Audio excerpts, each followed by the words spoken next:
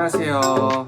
Saya Opa Cuan. Hari ini mau share mengenai cara simpan uang ketiga. Sebelum lebih lanjut, tolong subscribe dan like video ini ya. Cara simpan uang ketiga adalah setting target amount. Ya gampangnya kamu mau berapa banyak simpan uang setelah 1 tahun. Contohnya dalam setahun saya mau simpan 60 juta. Seperti ini. Bikin lebih detail dan jelas target amount kamu. Kan kamu sudah setting selama 1 tahun nabung 60 juta. Itu dibikin coba per 6 bulan. Berarti setiap 6 bulan kamu simpan 30 juta. Itu 2 kali berarti bisa simpan 60 juta dalam setahun. Dan selama 6 bulan kamu simpan 30 juta. Itu dibikin lebih detail lagi. Selama 3 bulan kamu simpan 15 juta. Itu 4 kali artinya kamu bisa simpan 60 juta dalam setahun. Selama 3 bulan simpan 15 juta artinya kamu tinggal simpan 5 juta per bulan. Ya, jadi jelaskan,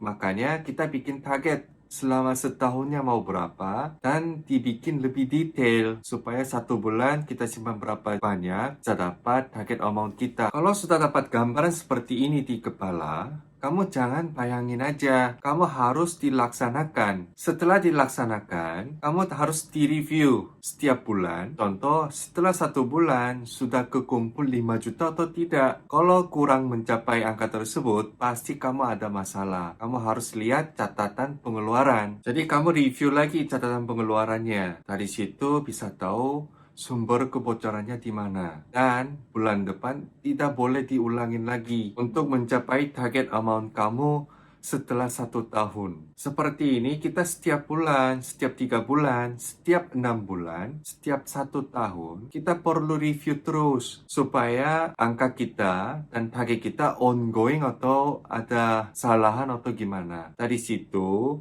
kita direvisi lagi, kita dibenarin lagi supaya bisa dapat amount yang sesuai kita inginkan. Ya, kita memang harus usahakan semaksimum mungkin untuk simpan uang sesuai target kita. Cuma terkadang bisa terjadi insiden tidak sesuai rencana, tiba-tiba pengeluarannya bisa lebih banyak daripada rencana. Kalau terjadi insiden, bulan depannya lagi kamu harus lebih hemat daripada rencana biasa supaya bisa on track dan ongoing sesuai dengan target kamu. Kalau nggak ada usahakan seperti itu, pasti kurang bisa mencapai angka yang kamu tujukan untuk tahun depan. Karena kalau kamu nggak ada usahakan ekstrim untuk bulan depan, tiba-tiba kamu bisa lihat, oh ini nggak bisa mencapai angka nih. Jadi bisa langsung menyerah untuk tahun ini. Awalnya pasti susah simpan uang karena belum terbiasa simpan uang. Cuman kamu harus pikir, masa hidup begini terus? Kan dari awal bilang, simpan uang seperti ini maksimum 2-3 tahun kok, supaya hidup nantinya lebih enak dan lebih nyaman daripada sekarang. Tapi kalau kamu konsisten jalankan simpan uang seperti ini,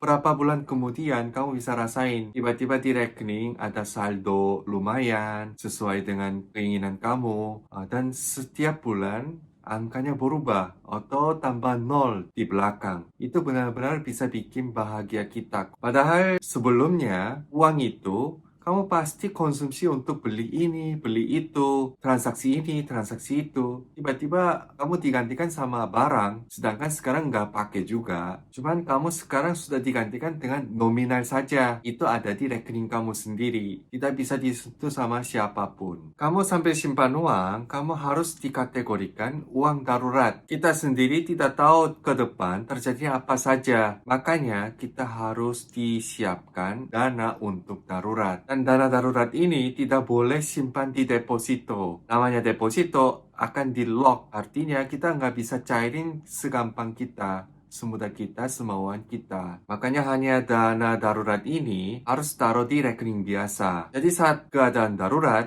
kamu bisa langsung cairin atau langsung bisa pakai untuk tutup saat emergency itu. Terus poin selanjutnya, kamu harus dikategorikan untuk simpan uang kompensasi. Kamu kan sudah bikin target selama 1 tahun mau simpan berapa. Setelah 1 tahun lewat, sudah mencapai angka tersebut, kamu harus ada kompensasi atau reward untuk diri sendiri. Kompensasi itu hanya kompensasi ya. Tidak boleh selama 1 tahun kamu nabung, itu semua jadikan kompensasi kamu. Itu tidak boleh. Kalau begitu ngapain kamu simpan uang selama 1 tahun? Nominal kompensasi kamu masuk akal saja. Contoh, kamu suka makan, kamu selama setahun sengaja hemat makan, sekali untuk kompensasi kamu, coba makan di resto yang bagus. Atau kalau kamu suka shopping, kamu bisa beli baju atau sepatu. Setelah 1 tahun kemudian, kalau kamu bisa lihat di rekening sudah mencapai angka tersebut, kamu pasti bisa senang dan bisa lega. Apalagi kamu saat dapat kompensasi berdasarkan angka tersebut. Kalau begitu, bisa senang sekaligus